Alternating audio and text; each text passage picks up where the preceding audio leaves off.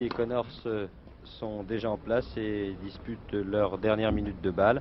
Je vous donne quelques précisions au sujet de la dernière question posée par l'un de nos confrères au sujet de Lamar Hunt. Il faut savoir en effet qu'il y a un conflit qui oppose actuellement la Fédération internationale de tennis à un promoteur américain qui s'appelle Lamar Hunt et qui possède dans le monde une dizaine de tournois qui s'intégraient jusque-là au Grand Prix et donc qui rentraient dans le total des points ATP dans le classement mondial. Or, Lamar Hunt s'est retiré du circuit et cherche à créer son propre circuit maintenant à travers le monde et donc à prendre contact avec les 15 meilleurs joueurs du monde pour les faire tourner dans les villes qui lui conviendraient. Oui, c'est ça.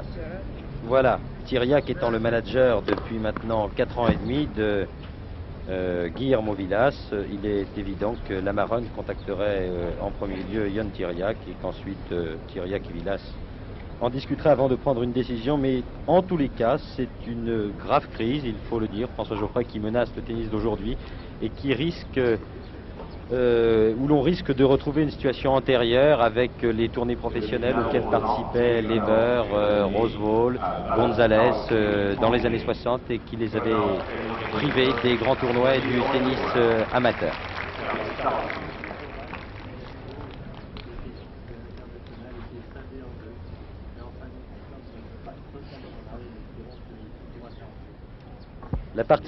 La partie commence donc maintenant au service Taroxy.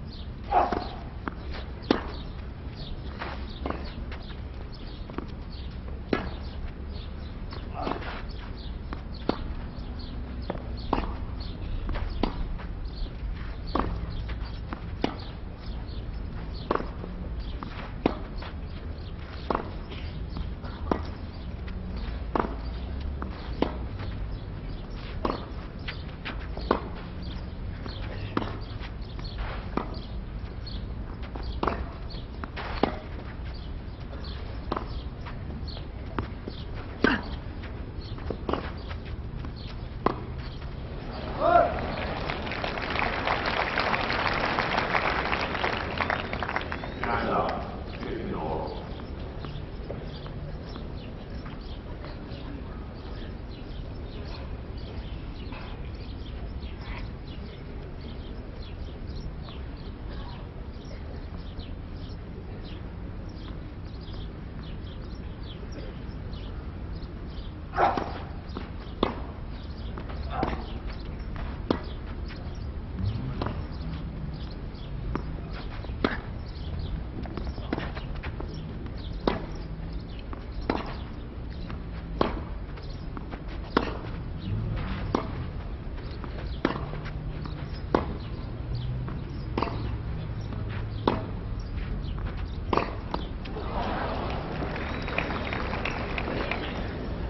Canada's off, 1530.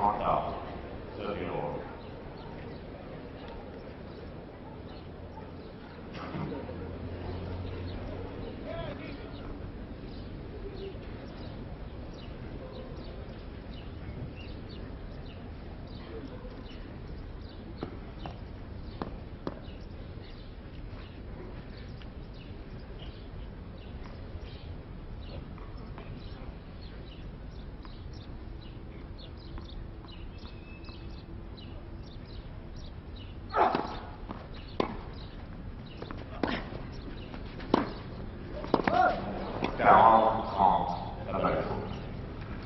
40-30.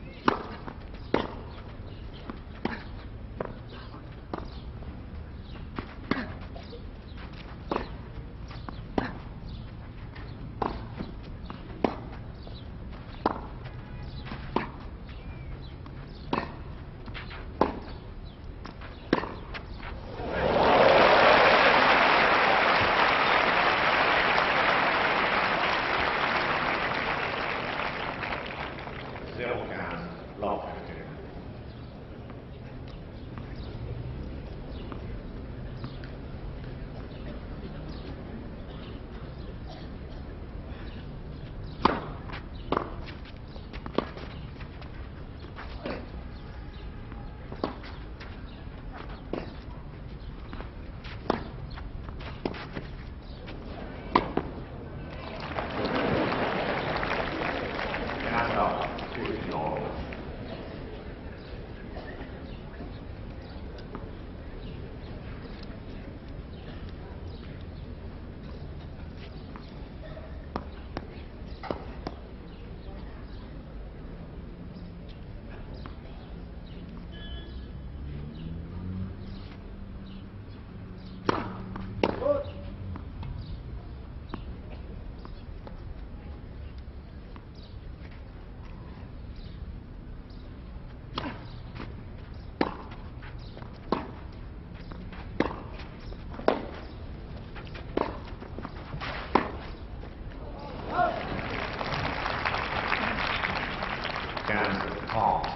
1530.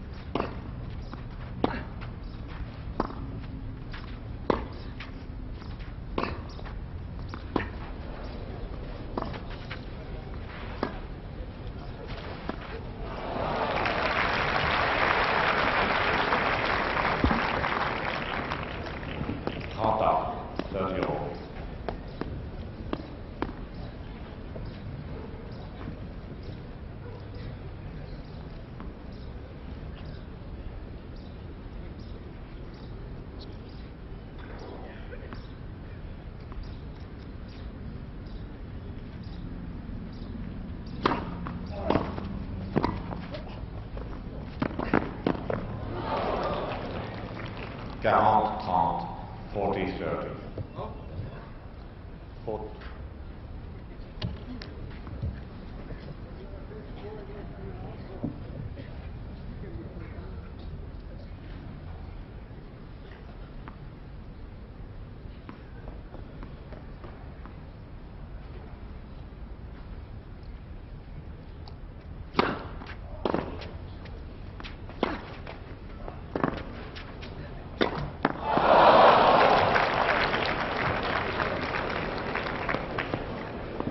Quaranta, Dios.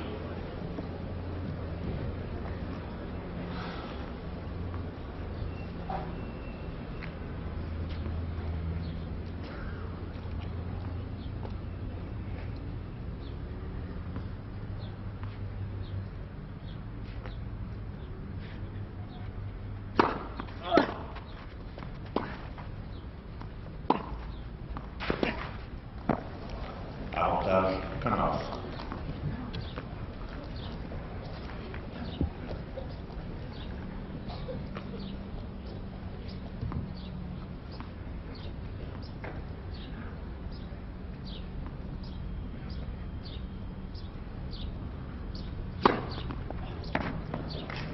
Égalité.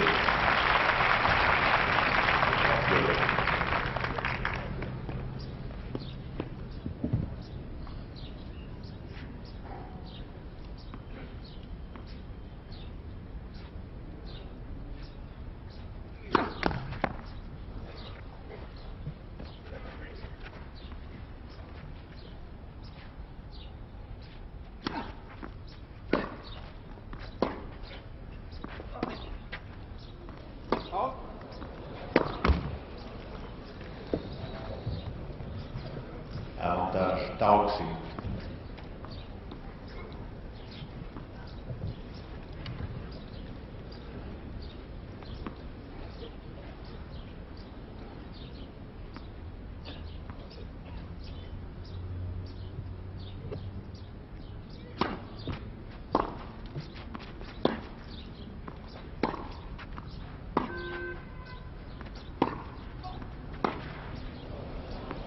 Égalité, Dios.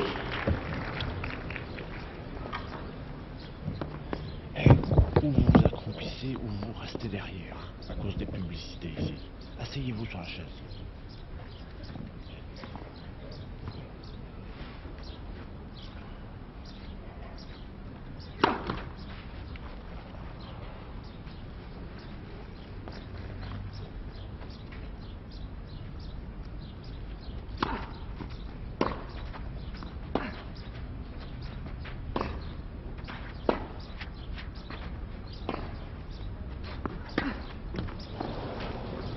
Avantage, Connasse.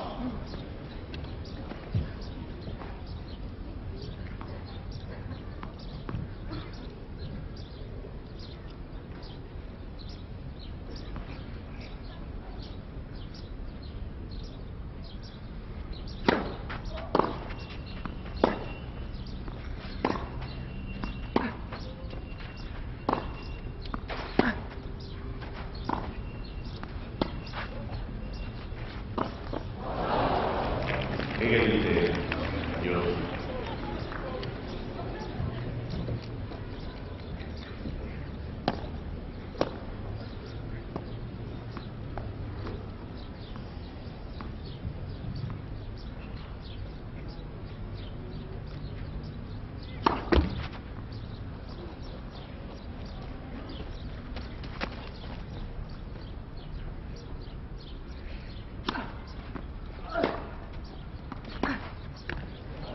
Avantage Connaught.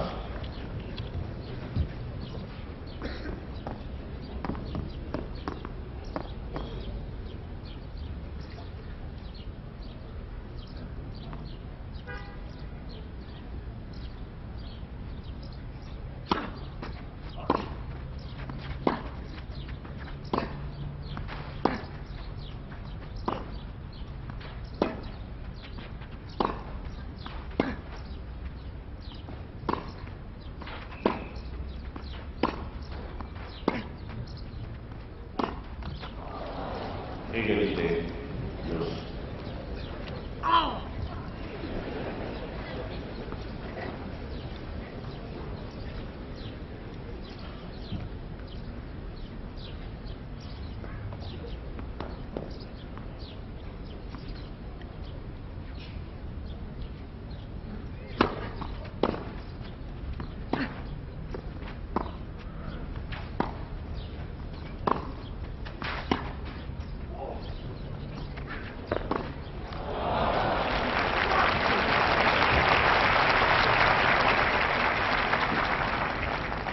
Avantage Taoxy.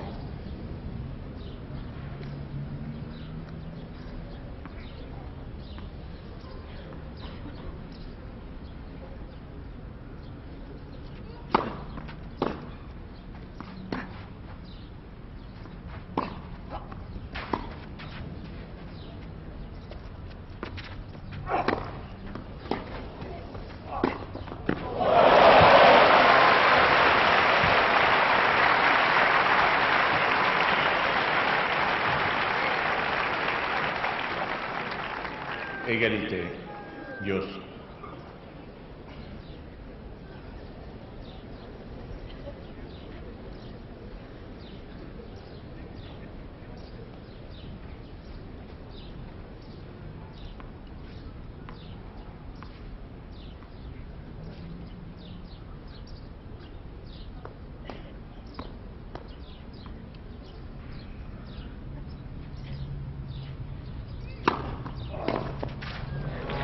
Avantage Taoxy.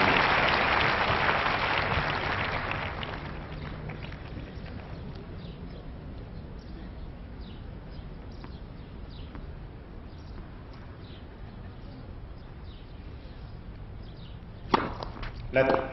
First service.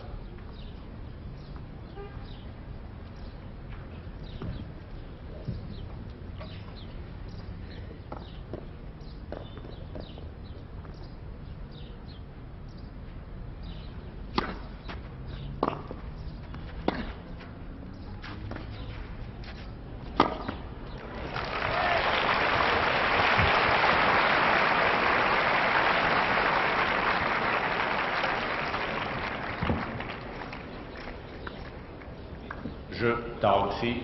Connors mène 2 jeux à 1, première manche. Connors leads 2 games to 1 first set.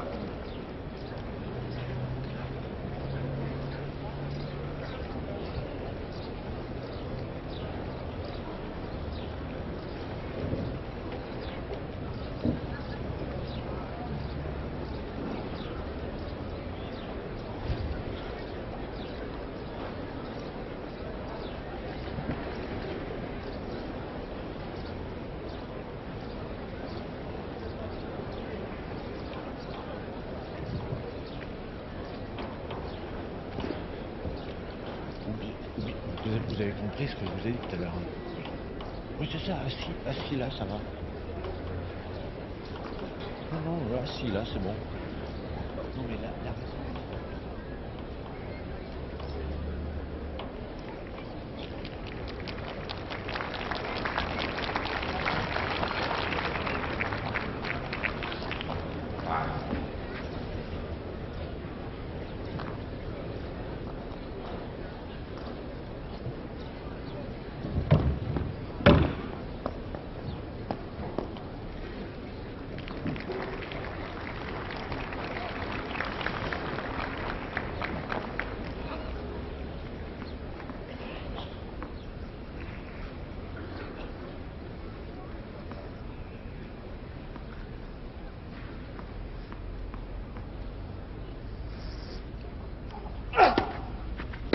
faute.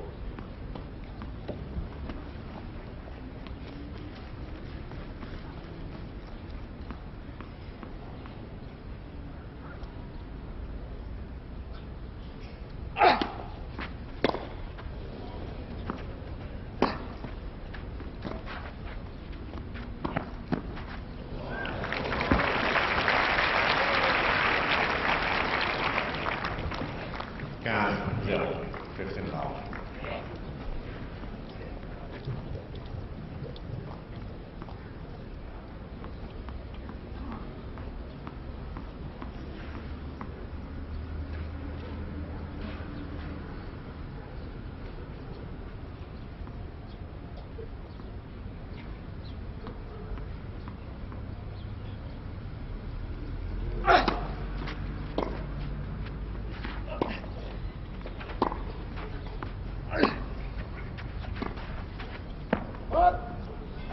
Zero, 30 love.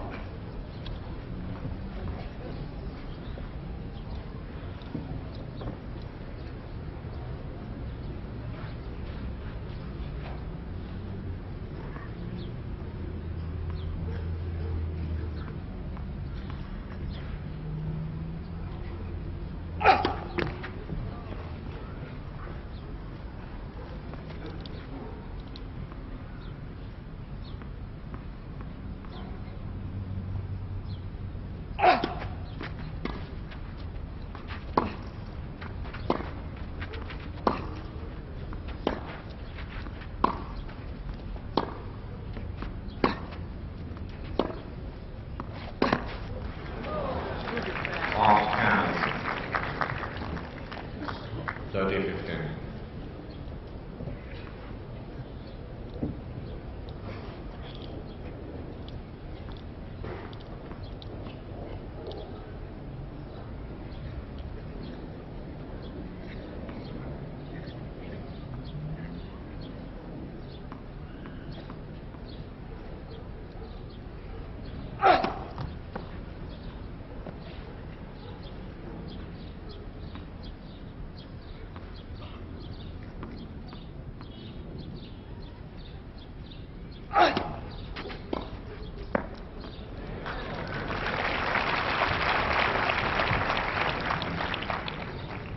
Up, 30 all.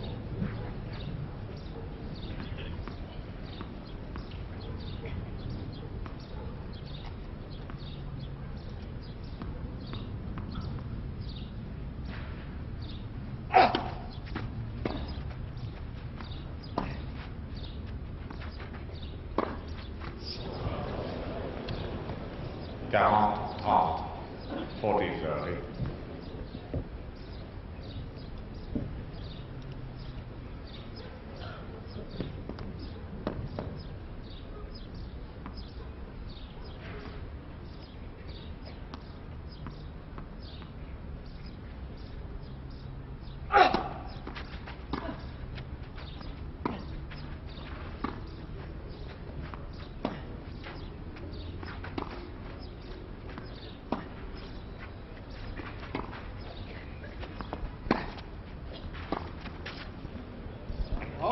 Jeu, Connors. Connors mène 3 jeux à 1, première manche. Connors leads 3-1 first set.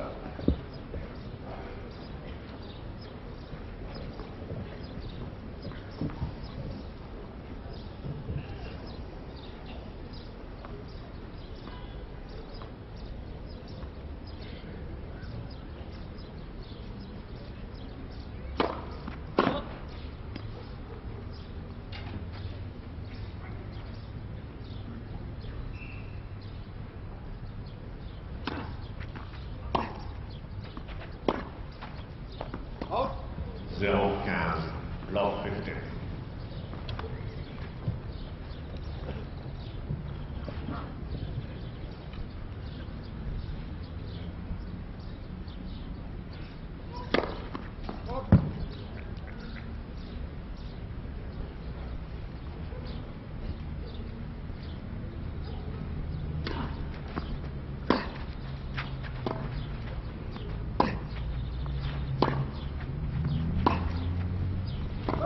15 up, 15 all.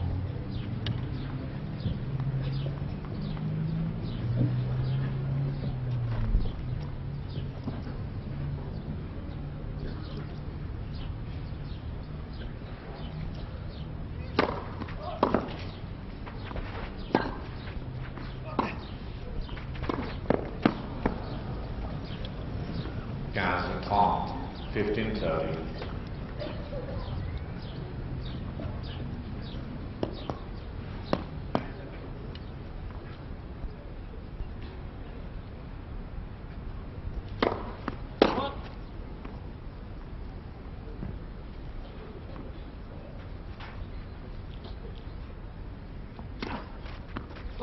Guys 40, 15-40.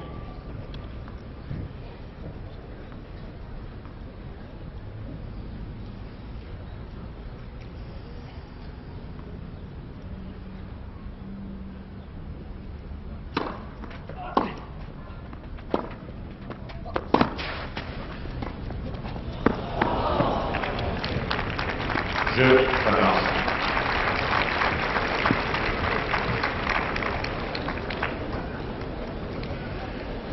Connors mène 4 à première manche. Connors leads 4 games to 1 first.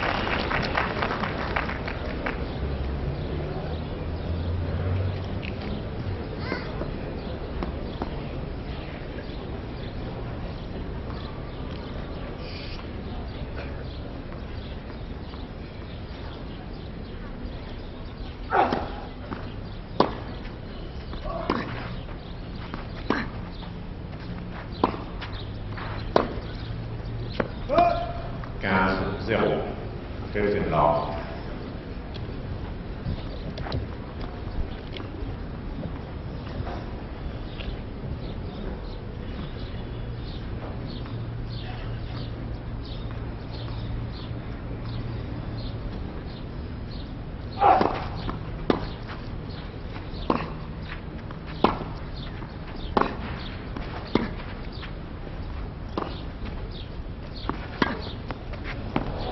Trente 0.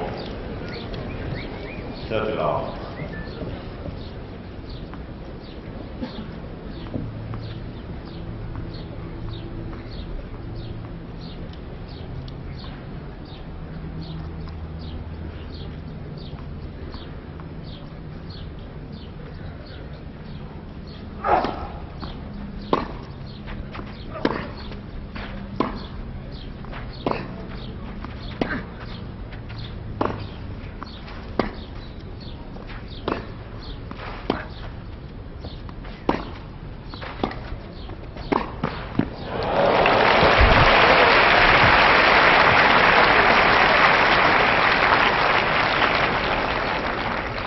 Quarante 0. 40 love.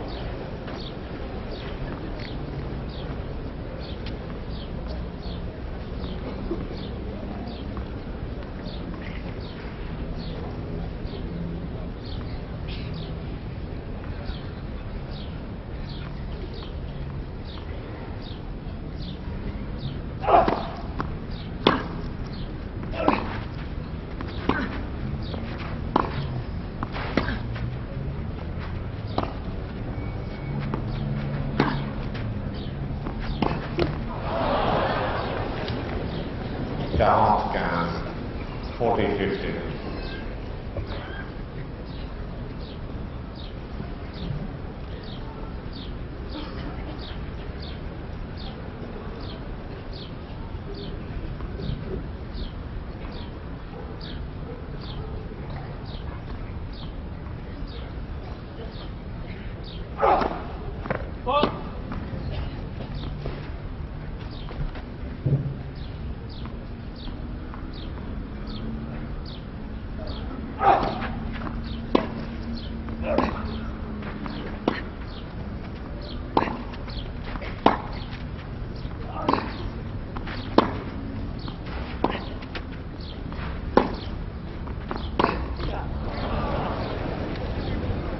40-30, 40-30.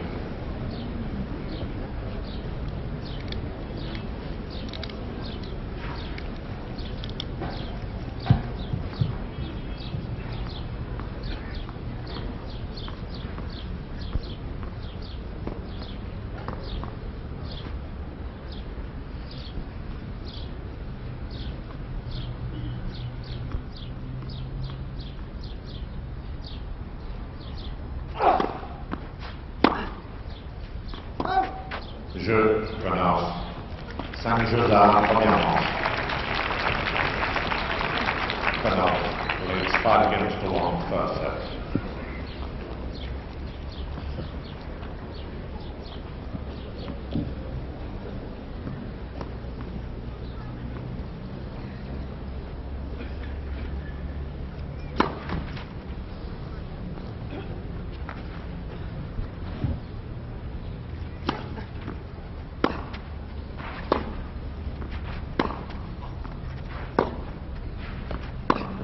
Faute. La balle est faute. 0-15. Love 15.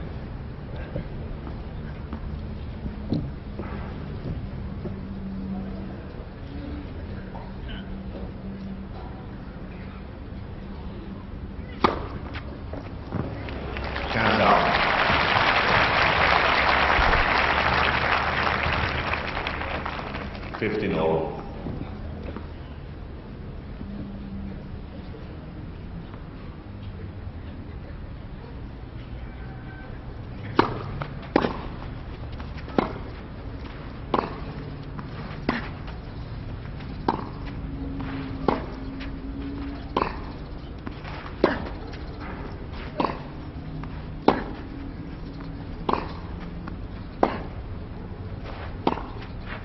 Up.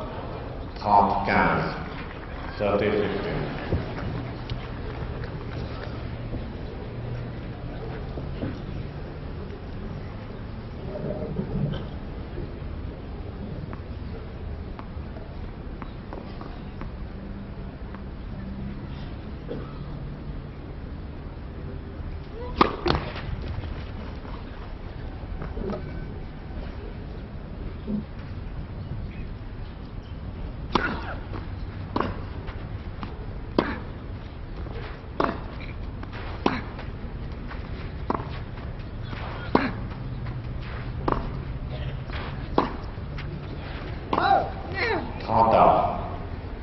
Yes, 4.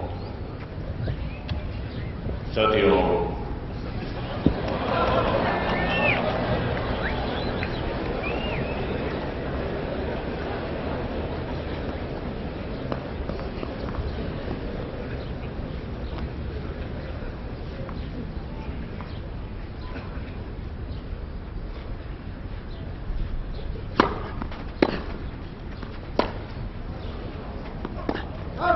On count. 30-40.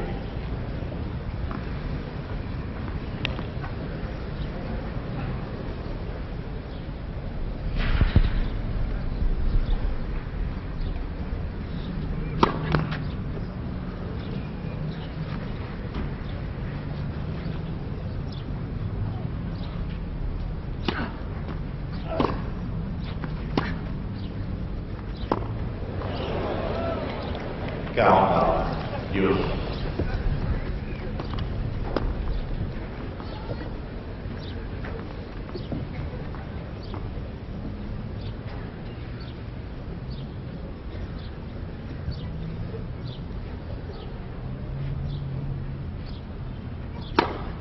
Good.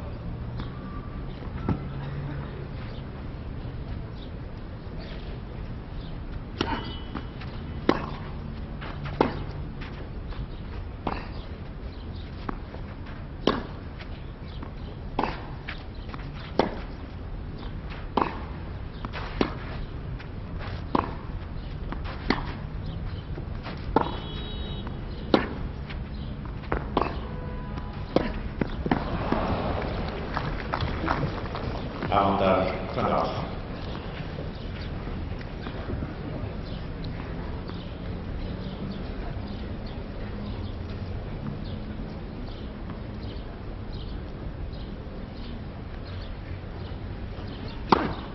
Faute.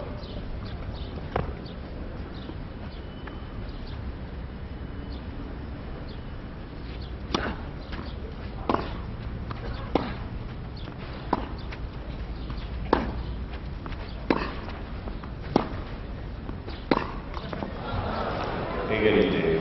Just.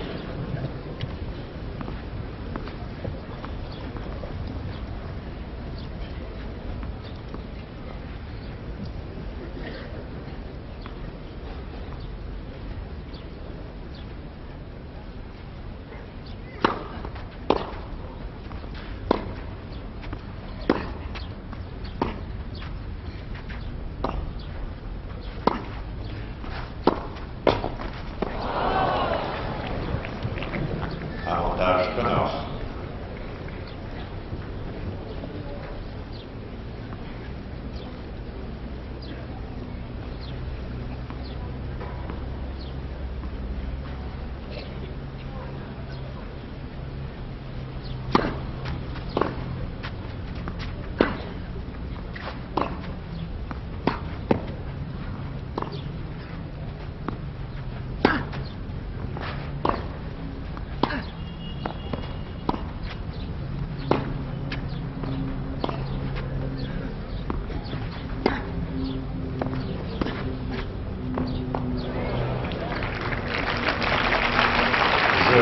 Première manche, Connors. Ici, Josard, balle 9.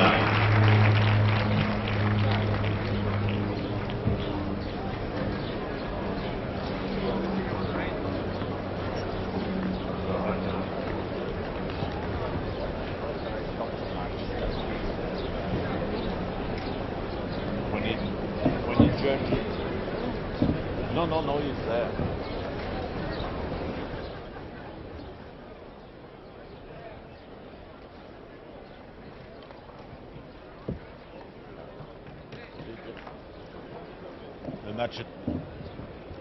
Le match est interrompu par la pluie.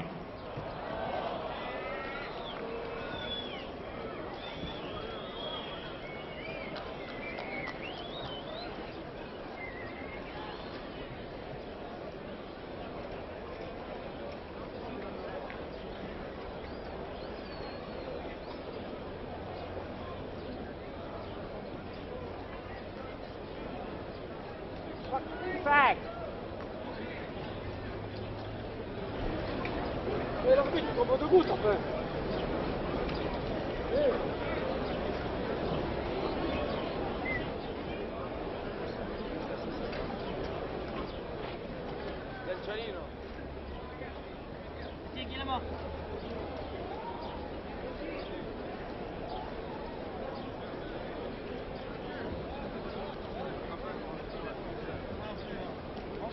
Moi j'ai un doudou de chez moi. Je sais pas.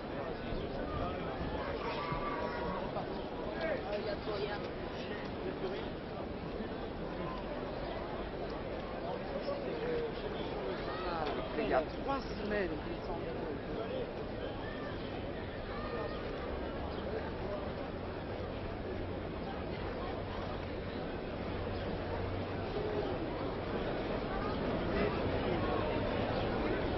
de Tournardre, Courly.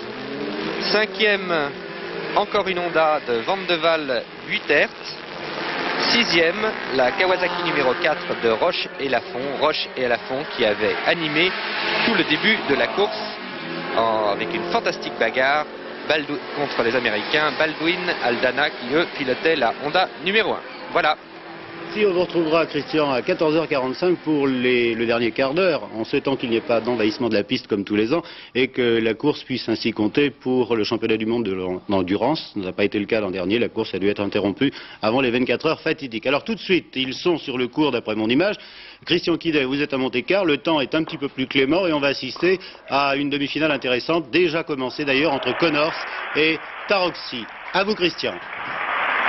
Eh bien oui, Jean-Michel, Jimmy Connors qui dispute en ce moment une balle litigieuse. Eh bien Jimmy Connors a donc commencé la deuxième mi-temps, si je puis dire, du match qui l'oppose en demi-finale du Monte Carlo Country Club à Balázs Tarozzi. Vous savez que le Hongrois Balázs Tarozzi a perdu la première manche par 6 jeux à 1. et que le deuxième set vient donc de commencer depuis 5 minutes. C'est Jimmy Connors qui a gagné le premier son service. Il mène maintenant par un jeu à rien.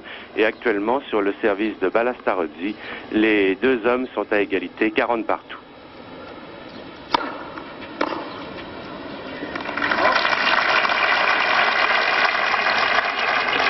Avantage Tarozzi. Avantage Tarozzi.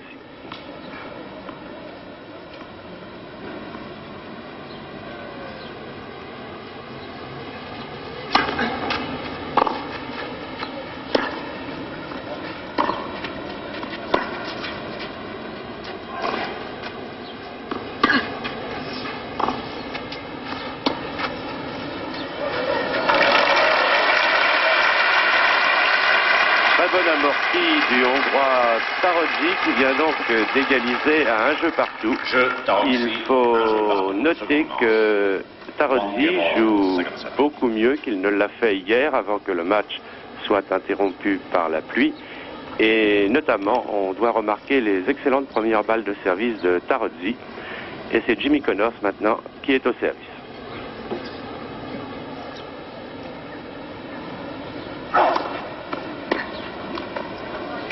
Zero, 15 love.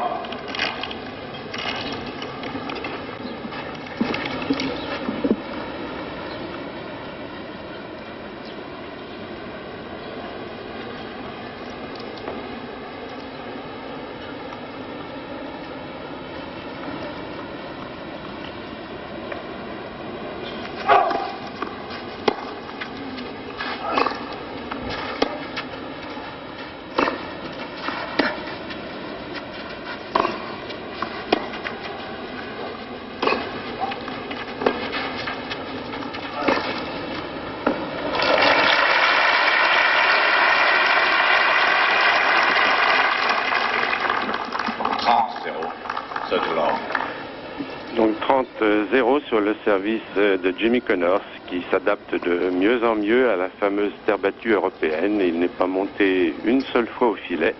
Depuis la reprise de cette partie, il maintient l'échange du fond du court et de temps en temps, il porte une bonne accélération.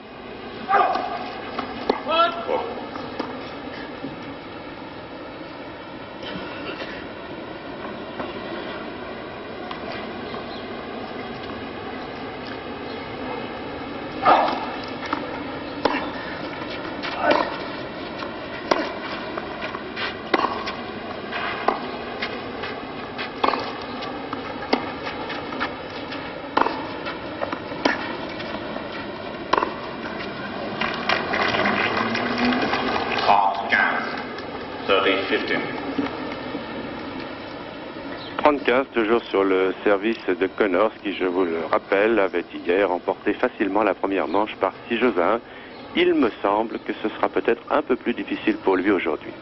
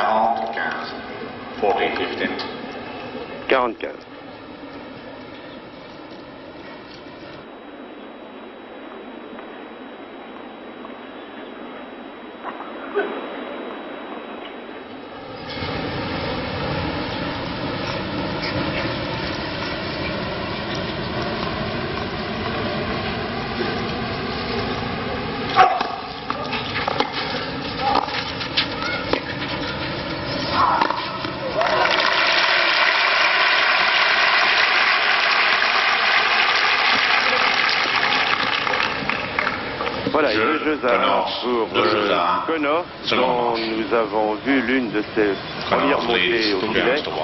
Sur cette montée au filet, Balastarozzi a répondu par un lob, mais l'on sait que Jimmy Connors est très adroit sur les smashs, il a une très bonne détente verticale et puis surtout, il est en grande condition physique.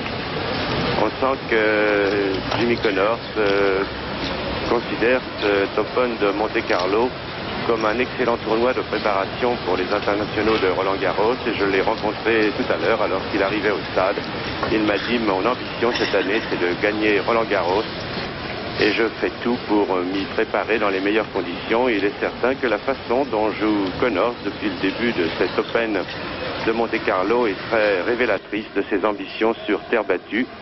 Il a gagné un peu de patience dans l'échange, il prend moins de risques avec son jeu à plat qui est très spectaculaire, mais qui est aussi très risqué.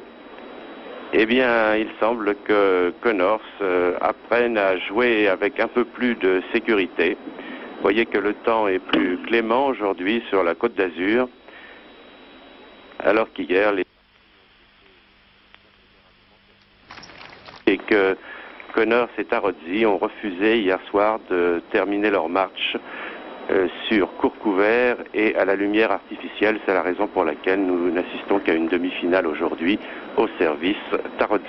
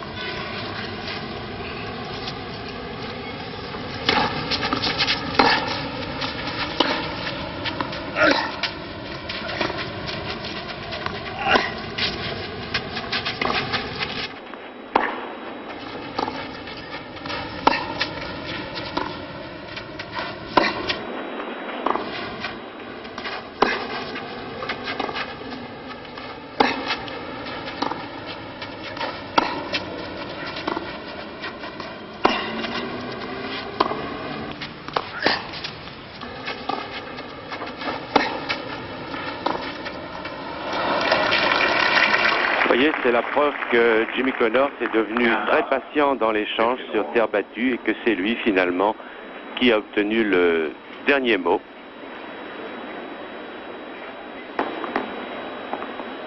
Égalité 15 partout.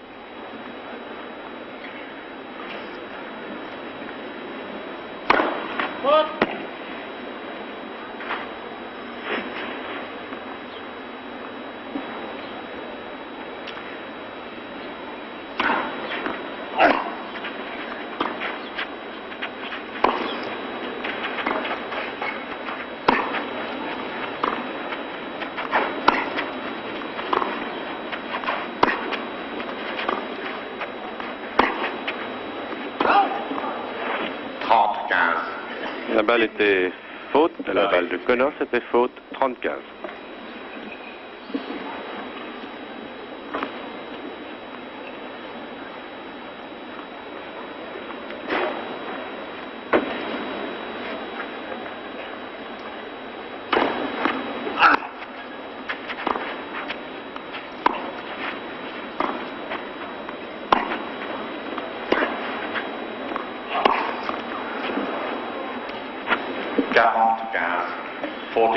« 40-15, cette fois Connors a précisément manqué un petit peu de patience, mais Tarozzi applique une tactique très intelligente aujourd'hui contre Connors.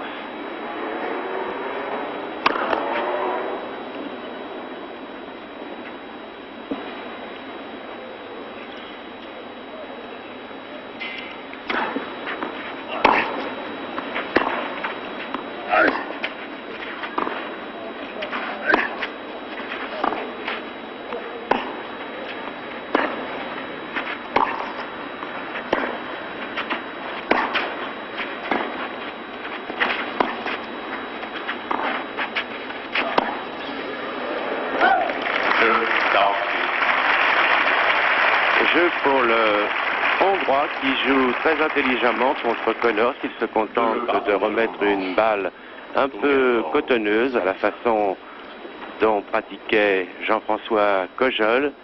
Il ne permet pas à Jimmy Connors de trouver son rythme. Et actuellement, les deux champions sont à égalité. Et 2 jeux partout, c'est Jimmy Connors au service.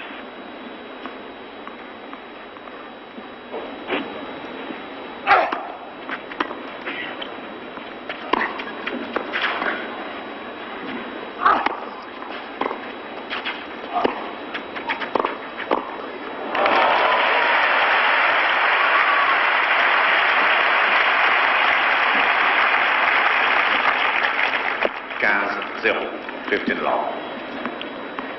15 au service.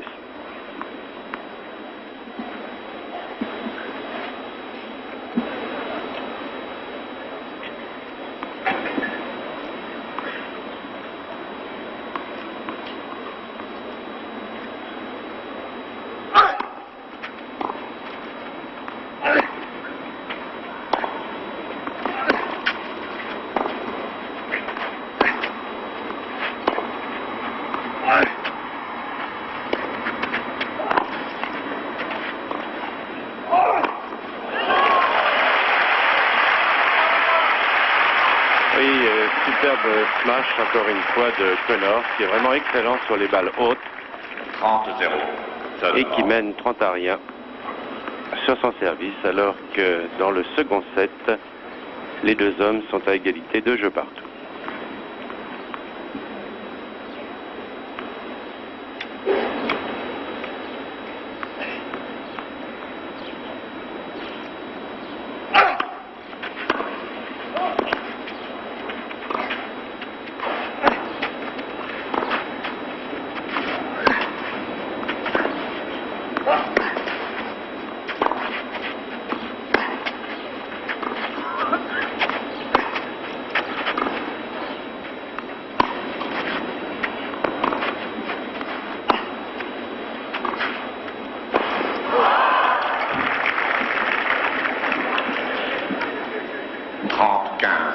On remarquera que Tarozzi joue essentiellement le coup droit de Connors.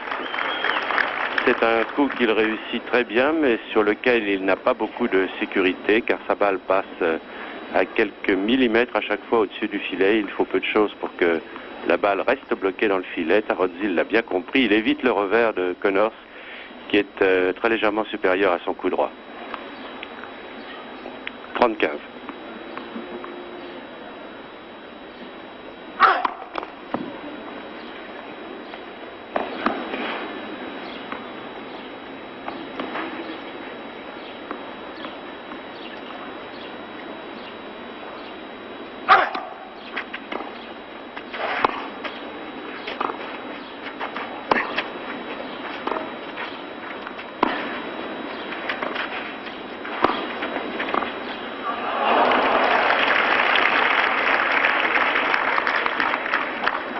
$40-15, 40-15.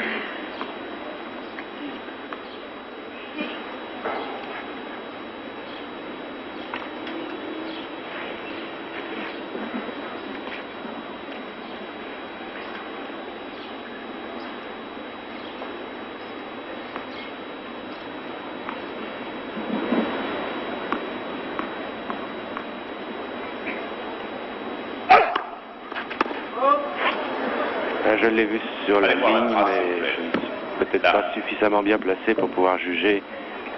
En tout cas, il ne m'appartient pas de juger mieux que l'arbitre, mais il m'a semblé tout de même que ça avait blanchi. Avance. Donc la balle de Connors était bonne. Elle est dehors ou elle est dedans? L'arbitre demande elle est bonne ou elle est dedans? Enfin, elle est dehors ou elle est dedans plutôt? Laisse-moi marquer là, mais je veux voir. C'est très sportif. Connors, il ne discute pas la décision de l'arbitre.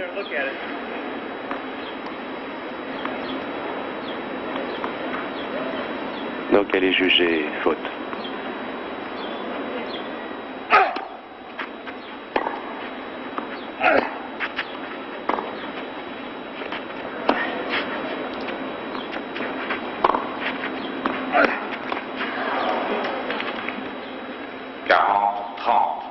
40-30.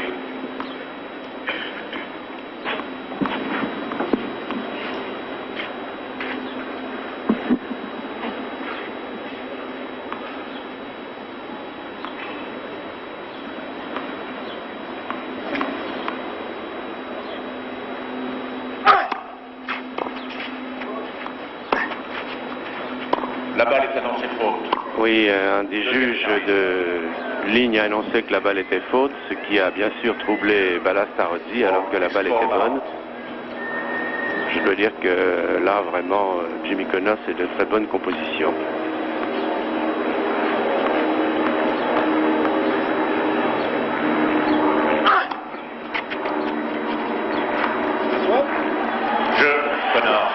Celle-là, elle balle de Tarozzi est bien faute, a l'air de demander Connors.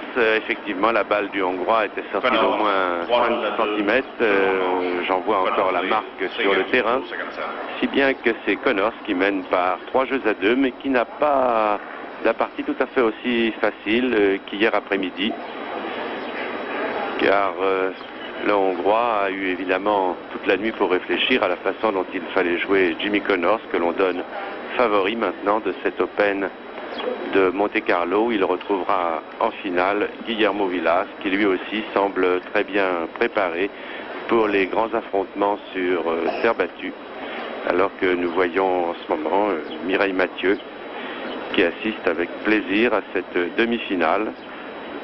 On craignait un peu que Tarozzi ne soit complètement dépassé par Connors cet après-midi. Jusqu'à maintenant, il n'en est rien, alors que c'est Daniel Secaldi aux côtés de M. Stark, le manager de Mireille Mathieu, qui porte un joli petit canotier sur la tête, alors que le temps est, disons, agréable. Il n'y a pas vraiment de soleil, mais la pluie, en tout cas, a cessé de tomber. Et voici maintenant Tarozzi au service, qui va essayer d'égaliser à 3 jeux partout.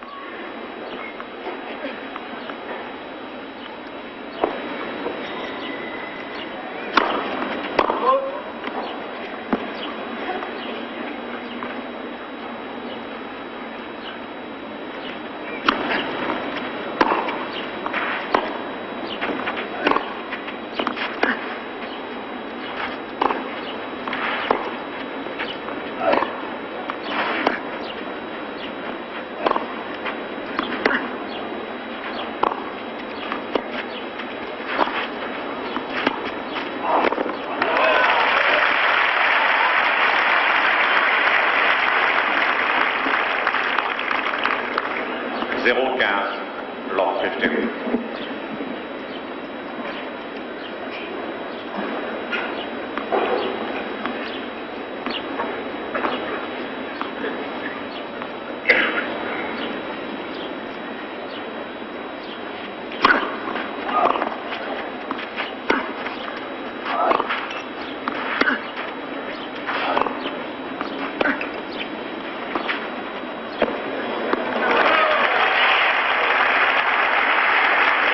Une des rares montées de Tarozzi au filet, un superbe lob de Connors qui laisse le Hongrois sans réplique. 0-30.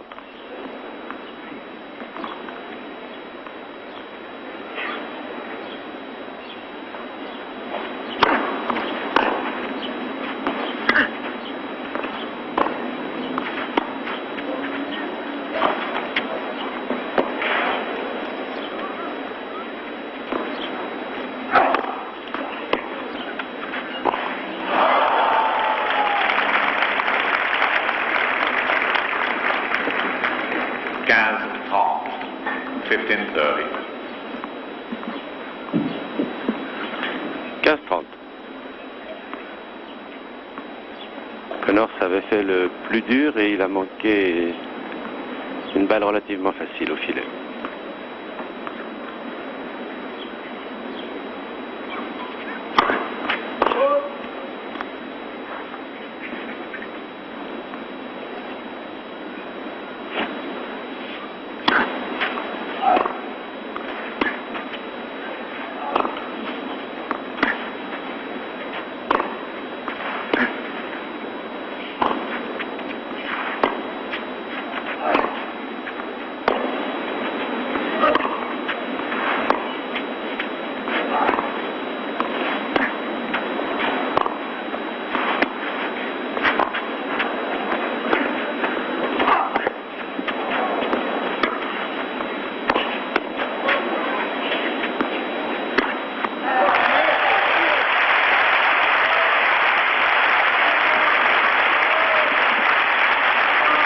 oui, c'est un très très joli match. Mais les points que gagne Tarozzi sont bien difficiles à remporter.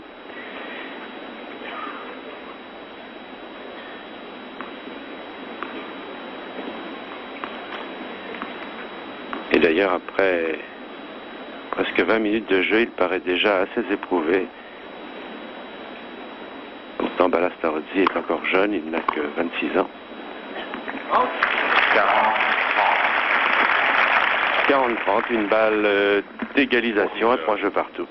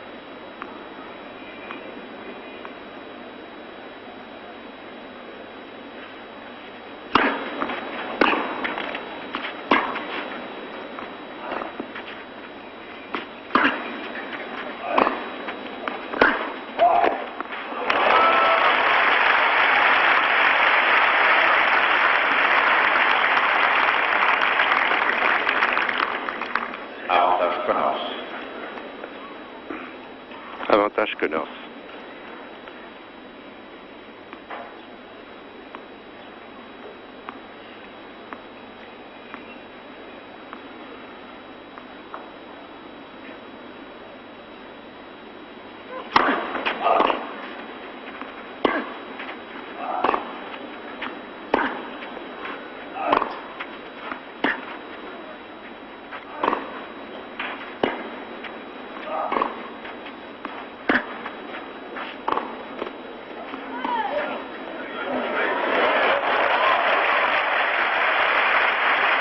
C'est remarquablement bien joué de la part de Tarozzi.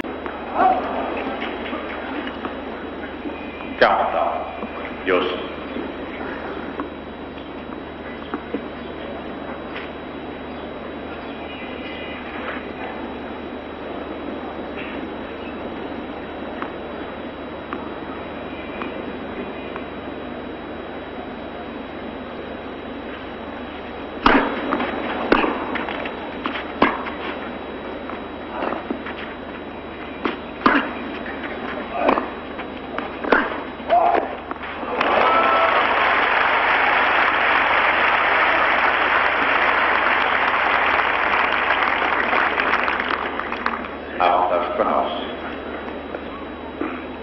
Avantage Connors.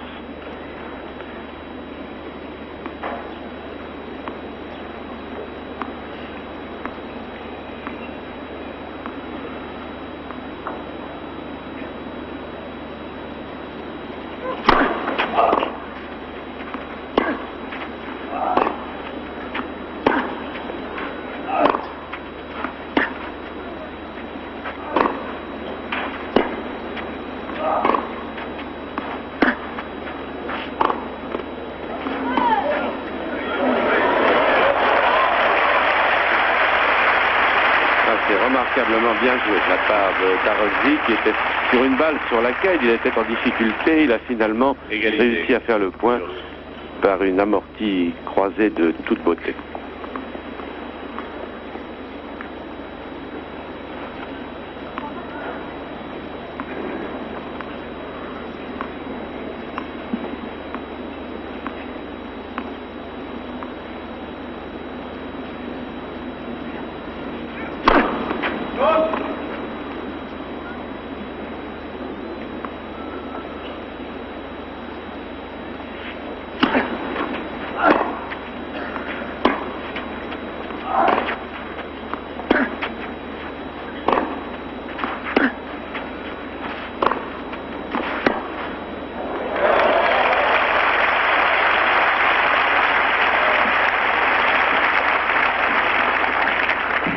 Avantage Tarozzi.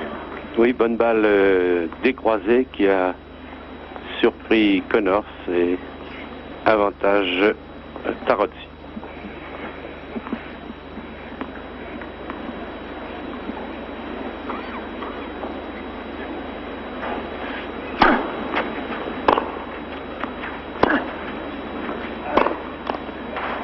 Jeu 46.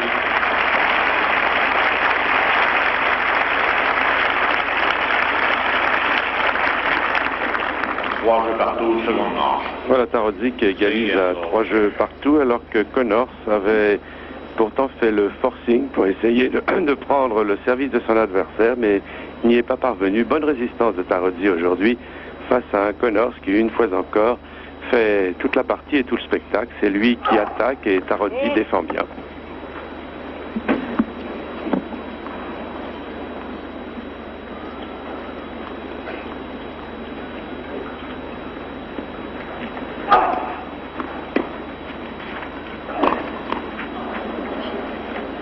Zéro 15.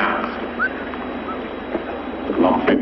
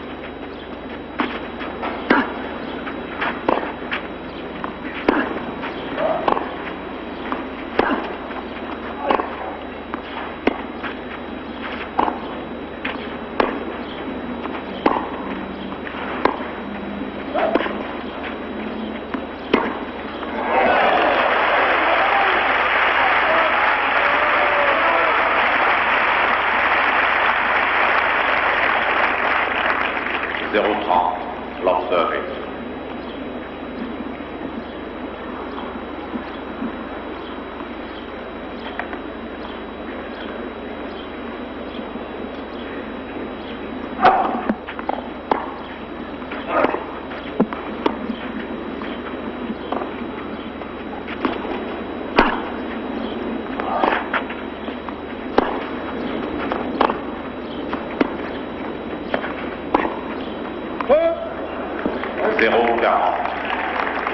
Surprenant, là, beaucoup d'erreurs de Jimmy Connors qui est mené 0,40 sur son service.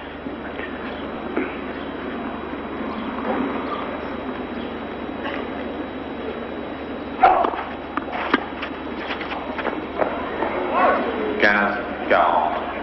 15.40. 15,40. Il est tout de même bien mal parti là, Connors sur son service.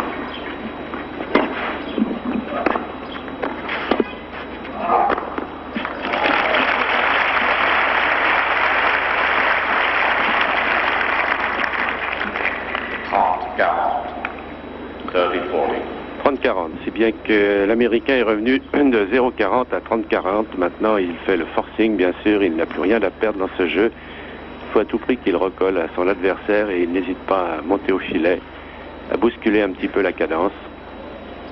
C'est en cela que Connors est un merveilleux battant et nous le savons, un grand champion.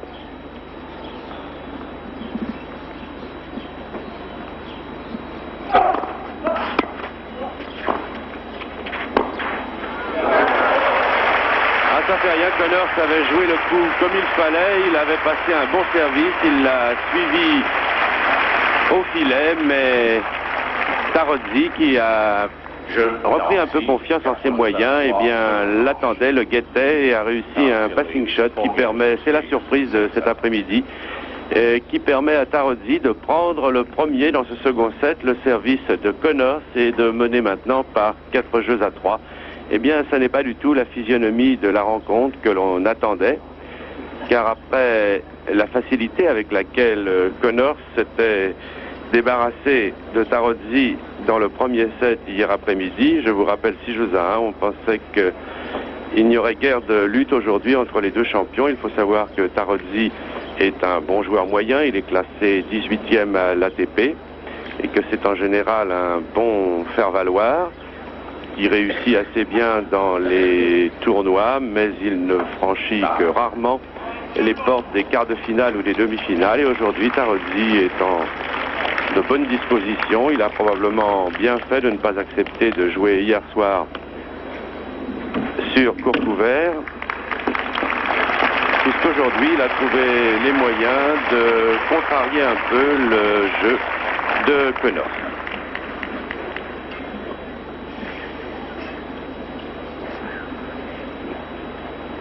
Nous allons voir maintenant si le Hongrois Tarozzi est en mesure de confirmer son break, c'est-à-dire de gagner à son tour son service pour avoir 2 jeux d'écart avec son adversaire.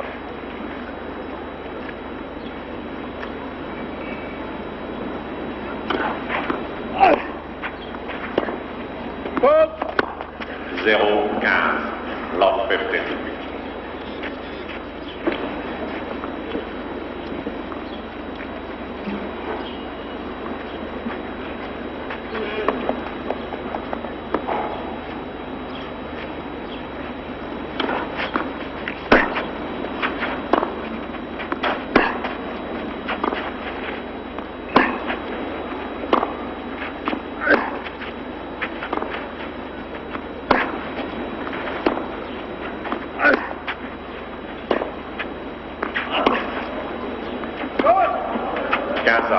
Oui, il y a des fautes, la balle de Connors, de très peu, mais elle est à l'extérieur de la ligne. 15 partout.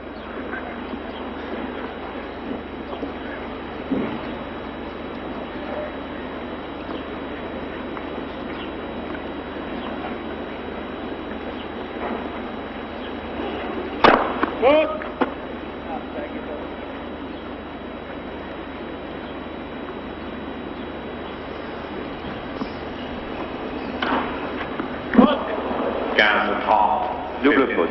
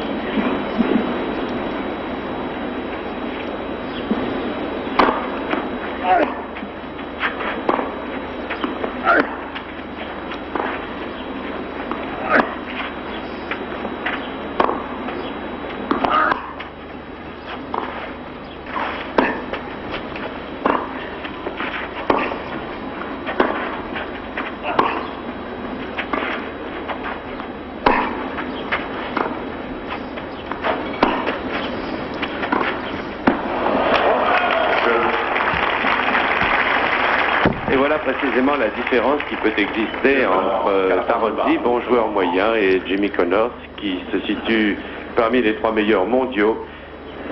Tarozzi a perdu son service et voici de nouveau les 2 hommes à égalité, 4 jeux partout. Oui, Jean-Michel.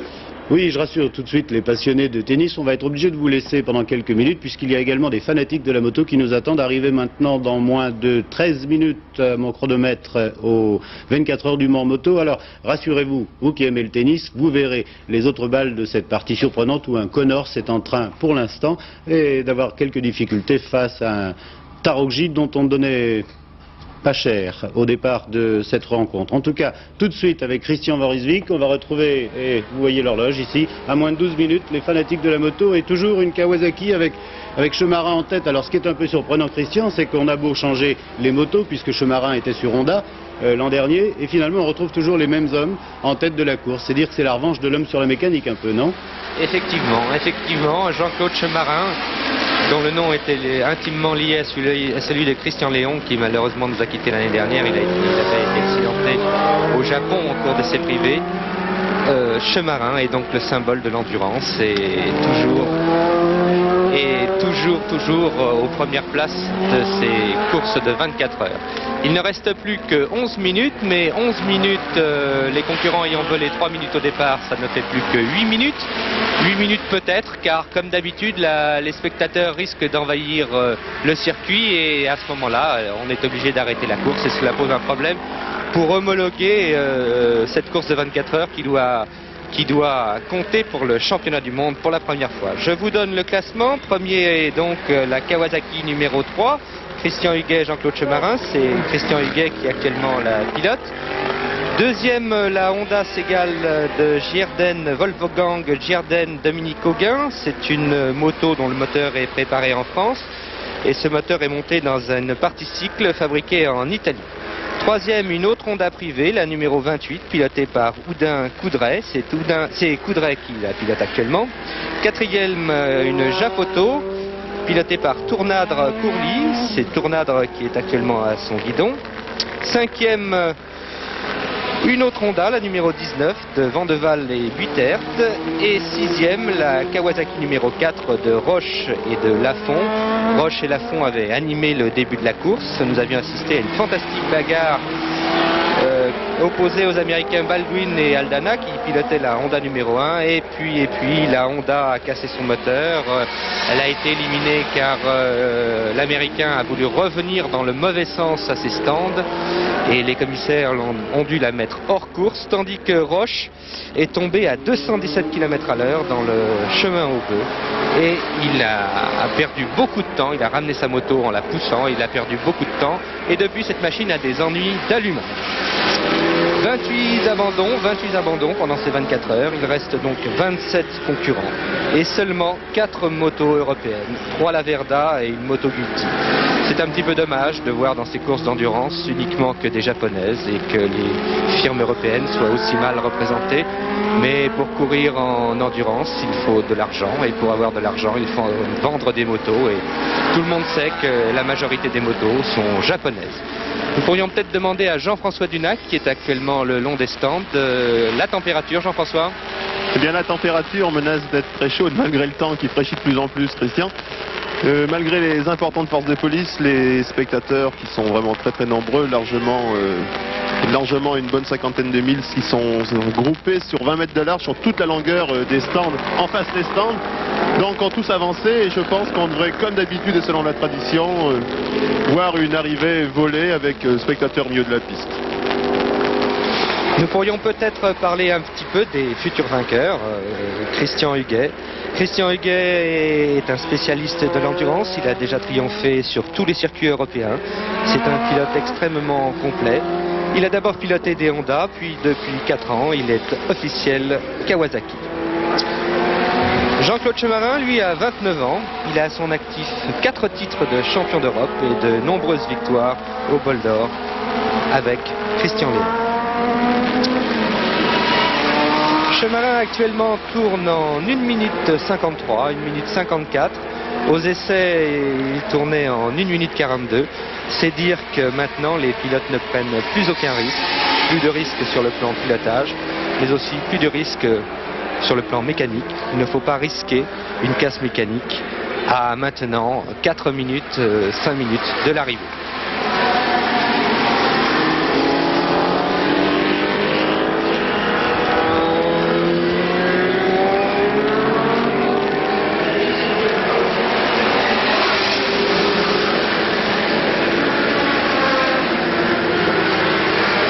C'est actuellement la moto 45, la Honda de Wolfgang Gierden Auguin que nous suivons. Christian Vorisvik. Oui, Jean-Michel. Oui, ce qui m'a surpris un petit peu dans les propos des pilotes tenus hier au cours de l'émission Automoto, vous avez reçu une pléiade de participants, c'est la comparaison des temps. Quand on pense que c'est une course d'endurance et que ces motos sont capables de tourner 14 secondes plus vite que celles des Grands Prix de vitesse il y a une dizaine d'années, c'est ce qu'ont dit les pilotes hier. Donc on a pratiquement assisté non pas à une course d'endurance, en tout cas dans les premières heures, mais bien à une course de vitesse. Une 40 sur ce circuit Bugatti, c'était époustouflant, non ?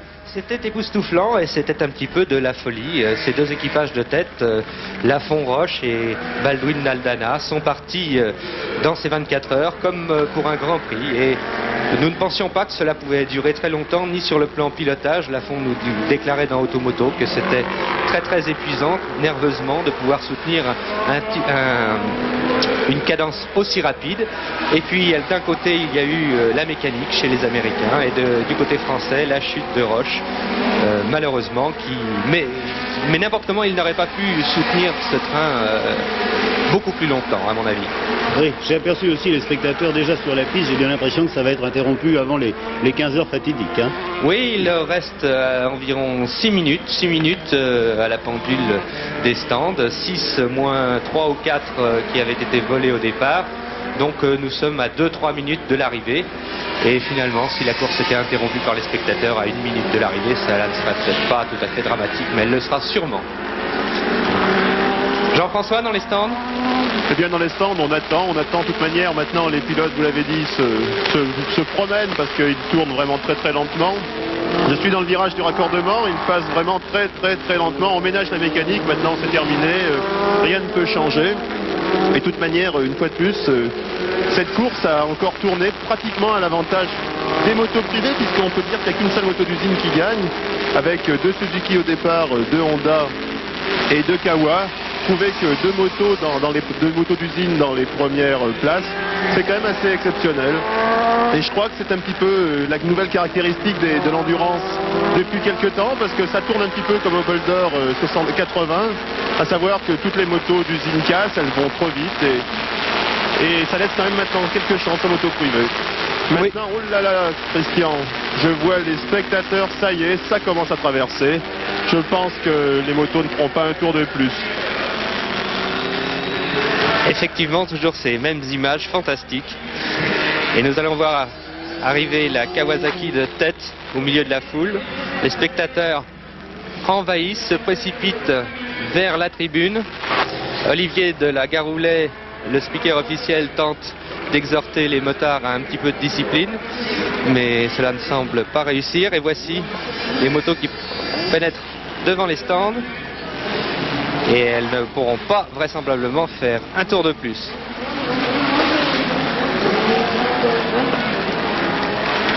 C'est la tradition d'envahir le circuit ainsi.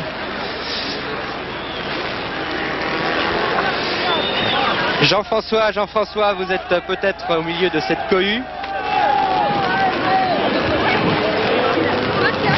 Voici l'équipage vainqueur qui tente de se frayer une place parmi la foule. Jean-François Dunac. Eh bien, je suis dans le milieu de la foule, ça pousse un petit peu. Je crois que quelques motards ont réussi à esquiver Christian Huguet qui est descendu de la moto. Il va se diriger vers le podium. J'ai beaucoup de peine à trouver les caméramans, ils sont un petit peu aussi dans la foule. Je vois Jean-Claude Chemarin qui est déjà monté sur la petite tribune de l'Automobile Club de l'Ouest. Jean-Claude Chemarin qui a l'habitude de monter sur les podiums. On ne compte plus le nombre de ses victoires en endurance, mais c'est la première fois qu'il est associé à Christian Huguet et la première fois qu'il pilote une Kawasaki, puisqu'il avait toujours piloté des Honda. Il avait été à la fin de la saison dernière remercié par Honda. Et évidemment, Xavier Maugendre, le PDG de Kawasaki France, s'était empressé de l'engager. Jean-François, dès que vous avez un pilote à côté de vous, vous nous demandez l'antenne. Ben, pas tout de suite, Christian, encore quelques minutes. On se dirige vers le balcon.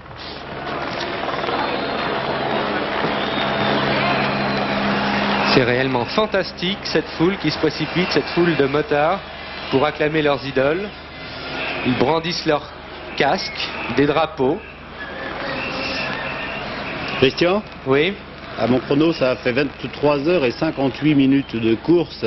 Alors, est-ce à dire que ces 24 heures du Mans Moto vont être homologuées dans le cadre du championnat du monde d'endurance? Théoriquement, il faut 24 heures et la foule, encore une fois, a envahi la piste, ce qui fait que la course n'a pas pu se dérouler jusqu'au bout. Oui, mais en fait, je crois que la Fédération internationale, à 2 minutes près, homologuera malgré tout ces 24 heures. Cela s'était déjà produit plusieurs fois et elles avaient malgré tout été homologuées. Je vois un motard là sur le balcon qui tente de faire l'extérieur. Henri Carrier va peut-être nous le montrer.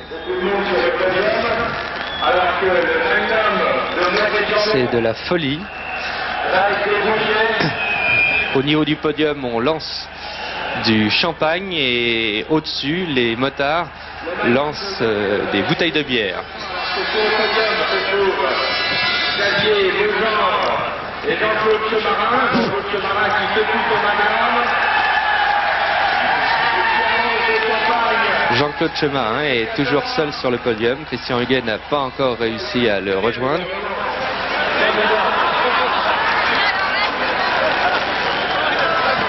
C'est un triomphe de Kawasaki, bien sûr, après les nombreuses victoires aux 24 heures du Mans de Honda,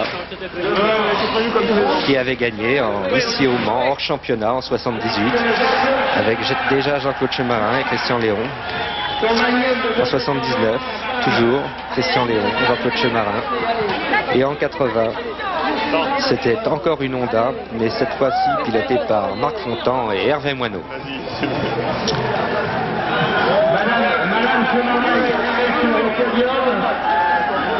Je ne vois toujours pas Christian Huguet. Christian ? Oui.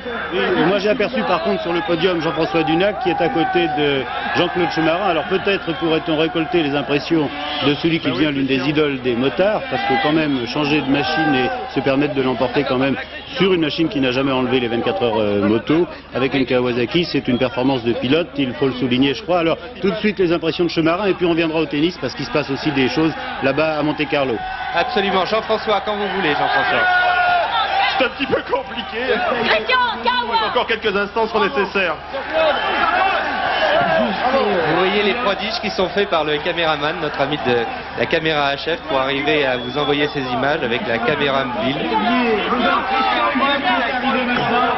Christian qui avant le départ m'avait dit je n'ai jamais pu gagner le goal ni les 24 heures. J'espère bien que ce sera cette année. C'est la fête.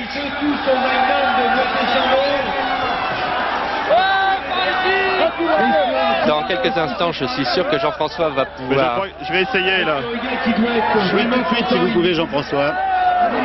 Qu'il espérait bien gagner l'étoile de 24 heures en France. C'était pour Christian. Alors que sur le podium il y a Serge Laurent. Bon ben écoutez, je pense que de toute façon nous aurons les impressions. Ça y est, je crois que je peux l'avoir quelques instants encore direct. Jean-Claude, est-ce que cette victoire n'a pas un petit parfum spécial? Et est-ce que c'est pas aussi un petit peu à la fois triste et très gai? C'est très gai et très triste, oui. Bon, pour moi, c'est difficile d'en parler là. Je pense qu'à tête reposée, ça sera plus agréable d'en parler. Ben, vous voyez, Christian est quand même très ému parce que il était habitué à monter sur ce podium avec Christian Léon. Aujourd'hui, c'est Christian Huguet, un pilote d'ailleurs qui l'a vraiment mérité parce que ça fait longtemps qu'il l'avait cherché cette victoire, Christian. Pardon? Ça fait longtemps qu'il l'avait cherché cette victoire. Ça fait un moment, oui. Alors, à quoi attribue tout ça? Une part de chance, puis beaucoup de travail pour toute l'équipe performance. Voilà, mais je crois que je vais vous rendre l'antenne. Voilà, merci Christian Morisvik, Jean-François Dunac et le réalisateur Henri Carrier et Daniel Tomasi. Je crois qu'il y a eu à un moment une fusée fumigène qui vient d'exploser au milieu de la foule et ce qui fait que, regardez, ou à moins que ce soit une impression d'optique, tout simplement des plaisantins qui aient ainsi envoyé ces fumigènes pour écarter la foule du podium. En tout cas, je pense que tout sera bien pour la fête de la moto là-bas. C'est fini maintenant. Chemarin avec Huguet ont remporté ces 24 heures moto. Que se passe-t-il? C'est la question que je pose tout de suite à Christian Quillet à Monte-Carlo. Connor s'est-il retrouvé? Eh bien Jean-Michel, pas tout à fait, car il y a quelques instants, Balázs Tarozzi avait réussi à prendre le service de Connors. Il menait par 6 jeux à 5, mais une fois de plus, il n'a pas réussi à confirmer le break en gagnant tout de suite derrière son service à lui, si bien que les deux hommes sont de nouveau à égalité, 6 jeux partout, dans une partie qui me paraît de plus en plus équilibrée, avec un Connors dont l'intensité des coups s'émousse un petit peu, alors que Tarozzi continue de pratiquer un excellent jeu défensif. On est un petit peu surpris, Christian, par cette résistance de Tarozzi.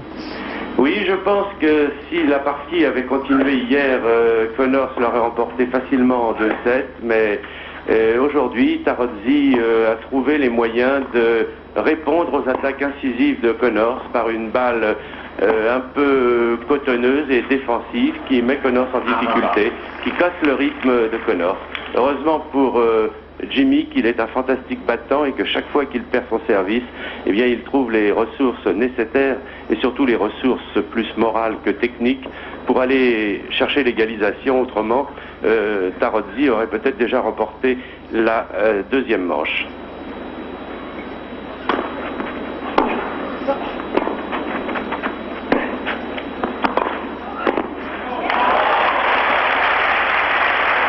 Vous voyez, Connors, c'est tout de même une très belle bête de combat. Vous avez vu comment il est allé chercher le point. 2 points à 1. Et c'est Connors qui mène maintenant dans le tie-break du 3e set par 2 points.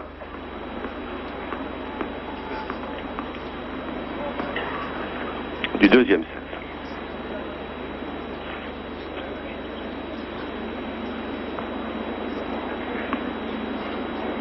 Donc Connors au service, il mène 2 points à 1 dans le tie-break.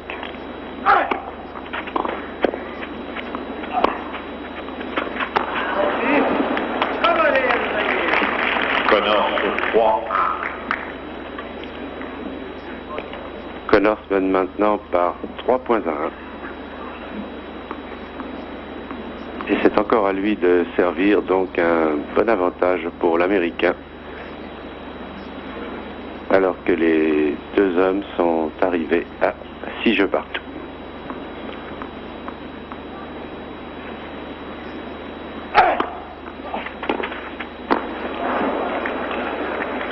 Connors 4-1 pour Drouin. Voilà, Connors mène maintenant par 4 points à 1. Il est bien placé dans ce tie-break.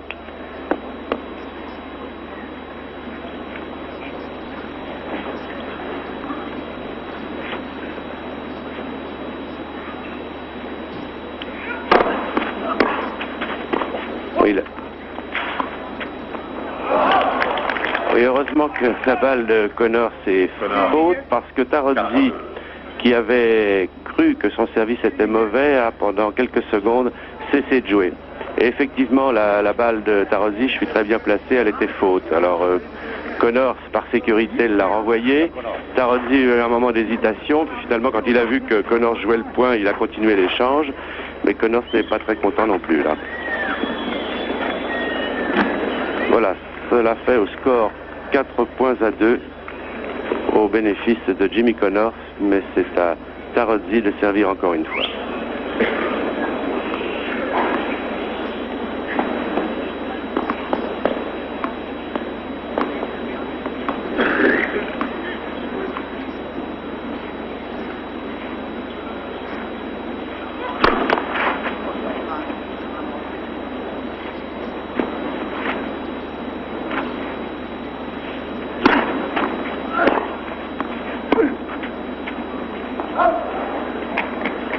Connors 5 points à 2.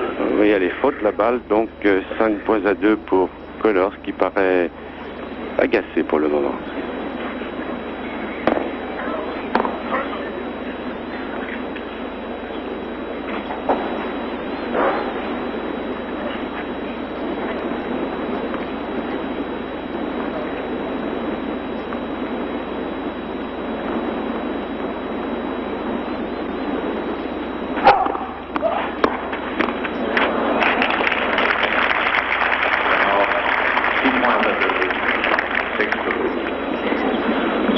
6 points à 2 pour Jimmy Connors et balle de match.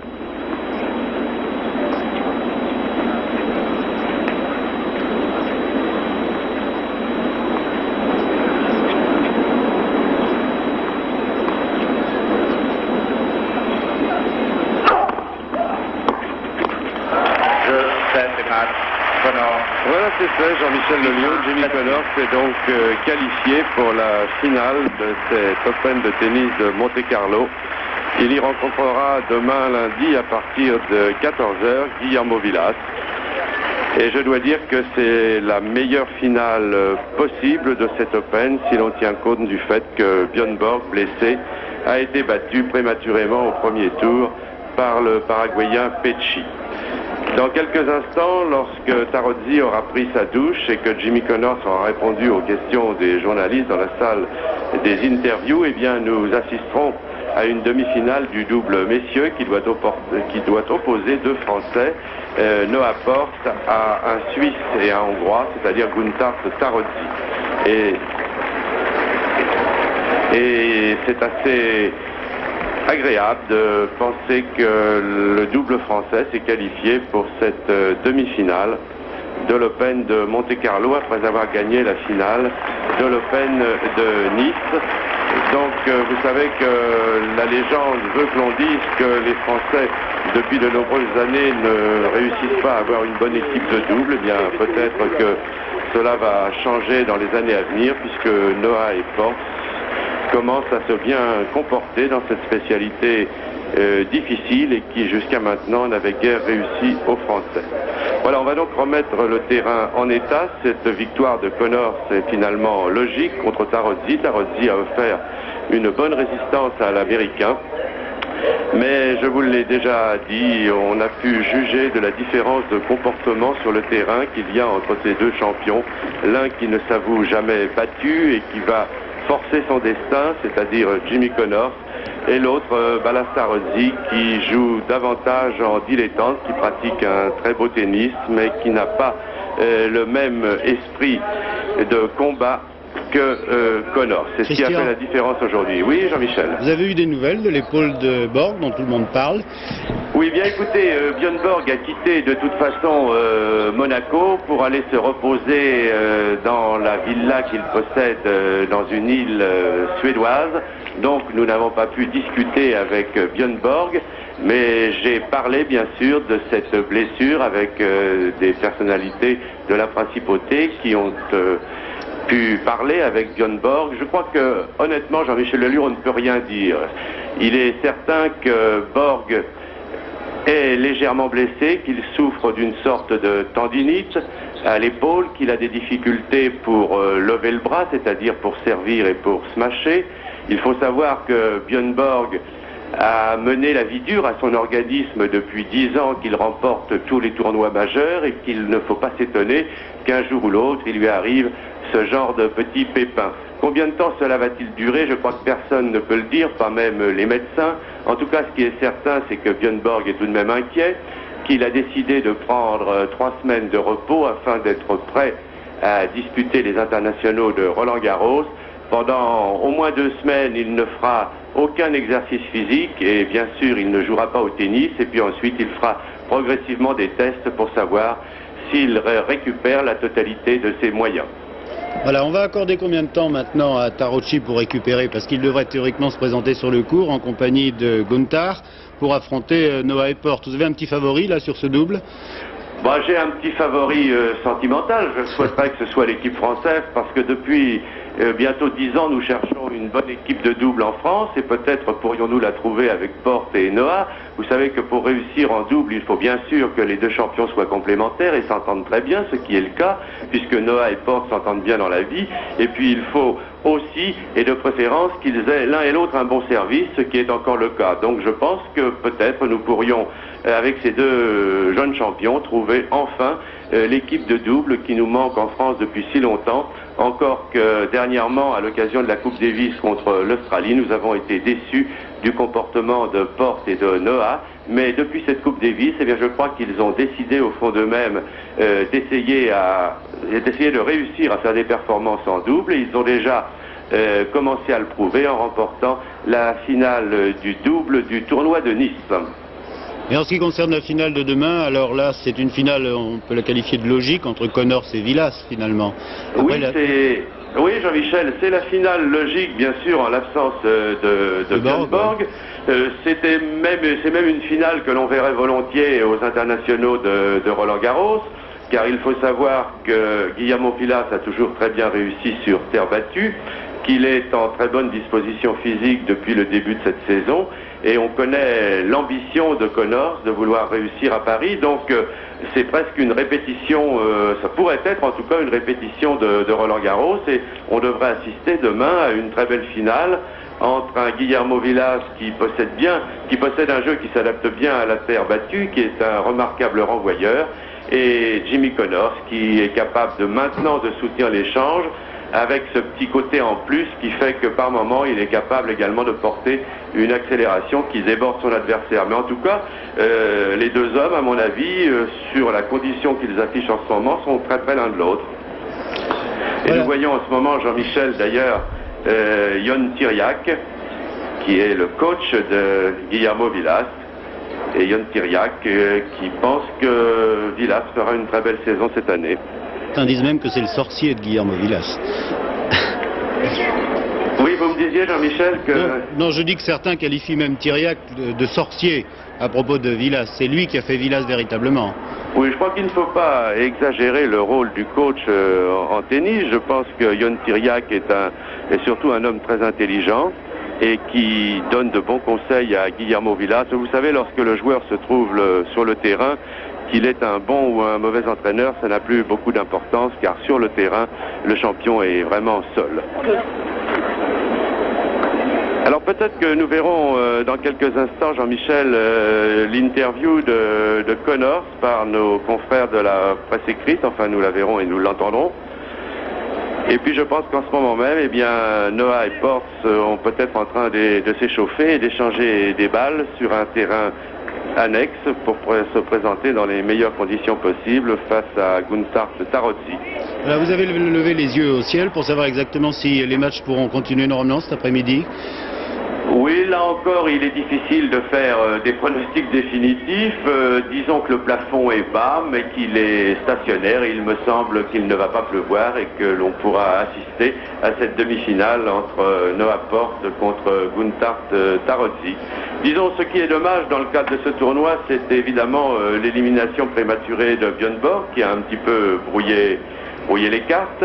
Il est certain que si Borg n'avait pas été blessé, il serait sans doute parvenu en finale. Et je dois, une fois de plus, je crois qu'il faut tirer un grand coup de chapeau à Björn Borg, car lorsqu'il a pénétré sur le terrain à l'occasion du premier tour face à Petchy, il savait déjà qu'il ne pouvait pas servir et que pratiquement il ne pouvait pas lever son bras au-dessus de sa tête sans ressentir une forte douleur. Mais comme il est, vous savez, résident privilégié à Monte-Carlo, qu'il est membre du Monte-Carlo Country Club, eh bien, vis-à-vis des organisateurs et vis-à-vis du public, il a tout de même choisi d'entrer sur le terrain en sachant probablement dès le départ qu'il ne pourrait pas gagner. Et je trouve qu'à l'époque où parfois certains professionnels ont un comportement un petit peu décevant, eh bien, je crois qu'il faut là encore tirer un grand coup de chapeau à Borg, qui n'a pas hésité à perdre un match alors qu'il aurait pu tout simplement ne pas se présenter et déclarer qu'il était blessé. Et il a poussé la délicatesse même plus loin, puisqu'après la rencontre, il n'a pas parlé de sa blessure, il a tout simplement dit « j'ai mal joué et Petchy a joué mieux que moi ». Je crois que vraiment Borg, sur tous les plans, est un grand champion.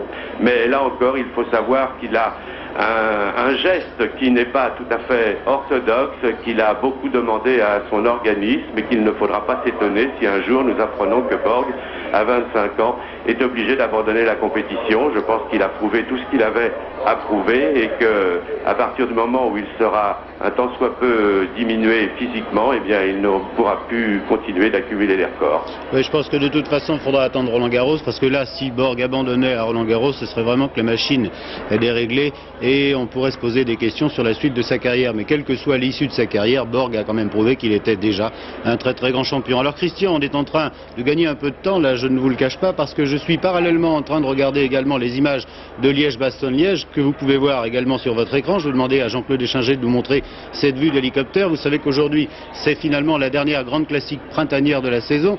Et n'hésitez pas à intervenir, Christian, dès que Noah et Porte arriveront sur le cours pour affronter Gunther et Tarocci, dès que Tarocci aura récupéré, parce que pour l'instant, il ne se passe absolument rien sur la route de Liège-Bastogne-Liège, si ce n'est que la route est mouillée. En entendant